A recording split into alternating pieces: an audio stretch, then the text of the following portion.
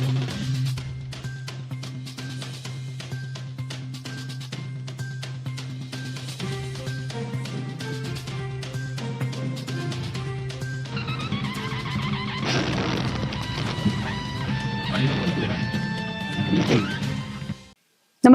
आपण पाहता हिरकणी न्यूज.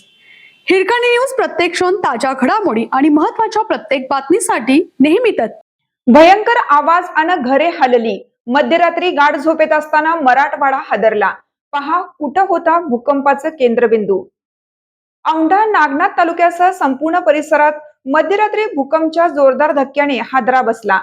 बुधवारी मध्यरात्री 1:20 हा भूकंप झाला असून राष्ट्रीय भूकंपशास्त्र केंद्राच्या मापकावर याची 3.6 रिक्टर स्केल इतकी तीव्रतेची नोंद झाली आहे. विशेष म्हणजे या भूकंपाचा केंद्रबिंदू जमिनीखाली 5 किलोमीटर खोलीवर औंढा नागनाथ तालुक्यातील फुलधाबा आणि जलालधाबा परिसरात होता.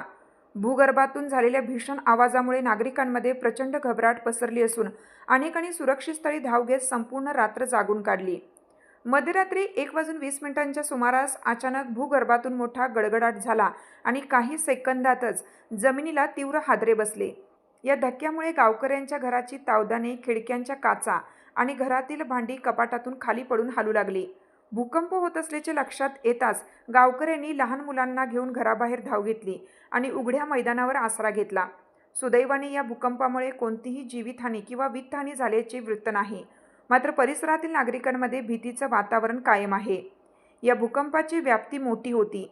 याचा केंद्रबिंदू फुलधाबा, जलालधाबा असला तरी आजूबाजूच्या अनेक गावांना याचे तीव्र धक्के जाणवले.